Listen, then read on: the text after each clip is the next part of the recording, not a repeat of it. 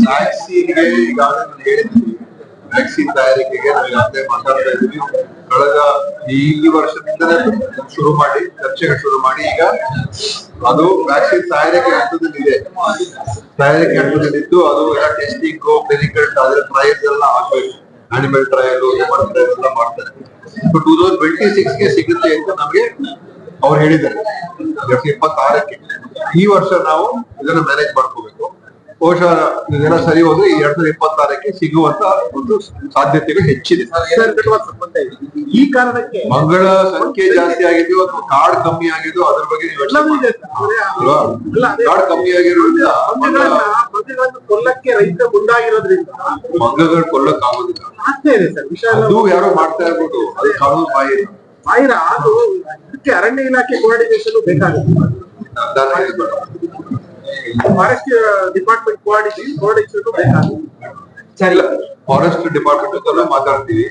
ಮತ್ತು ಪಶುಸಂಗೋಪನೆ ಇಲಾಖೆ ಜೊತೆ ಕೂಡ ಮಾತಾಡ್ತೀವಿ. ಮುನ್ಸಿಪಲ್ ಮಾಡ್ಬೇಕು ಅಂತ ಪ್ರಪೋಸಲ್ ಇತ್ತು, ಅದೆಲ್ಲ ನೆರವೇರಿಸಿದ್ದೀವಿ. ಅದೆಲ್ಲ ಟೆಕ್ನಿಕಲ್ ಆಗಿ ಹೆಂಗ್ ಮಾಡಕ್ಕಾಗತ್ತ ನೋಡ್ಬೇಕು. ಯಾಕಂದ್ರೆ ಅದಕ್ಕೆಲ್ಲ ಅದು ಅಲ್ಲಿ ಸೇರ್ಸಿದ ಮೇಲೆ ಅದ್ರ ನೋಡ್ಕೊಳ್ಳೋ ಸುಮ್ಮನೆ ಹಂಗೆ ನಾವು ಹಾಗೆ ಮಾಡಕ್ ಅದಕ್ಕೆ ವ್ಯವಸ್ಥೆಗಳು ಬೇಕಾಗ್ತದೆ. ಬಟ್ ಅದ್ರ ಬಗ್ಗೆ ಪೂರ್ತಿ ಮಾಹಿತಿ ಇಲ್ಲ, ನಾನು ಅದನ್ನ ತಿಳ್ಕೊಡ್ತೀನಿ. ಸರಿ, ಹಂದಿಗೋಡ್ ಕಾಯಿಲೆ ಬಗ್ಗೆ ಡಿಸ್ಕಸ್ ಮಾಡ್ತೀವಿ. ಯಾವ್ದು ಹಂದಿಗೋಡ್ ಕಾಯಿಲೆ?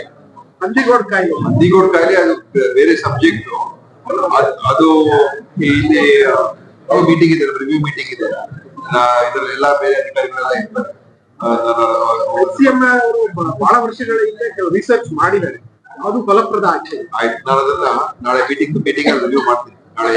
ಸರ್, ಈಗ ಸರ್ ಮಣ್ಣಿನ ಕಾಯಿಲೆ ಮೇನ್ ಆಗಿ ಏನು ಸರ್ಕಾರ ಇದರಿಂದ ಅರಣ್ಯ ಇಲಾಖೆ ಪ್ರತಿ ನವೆಂಬರ್, ಡಿಸೆಂಬರ್, ಜನವರಿ ರಸ್ತೆ ಸೈಡಿಗೆ ಫೈರ್ ಆಗ್ತಿದೆ.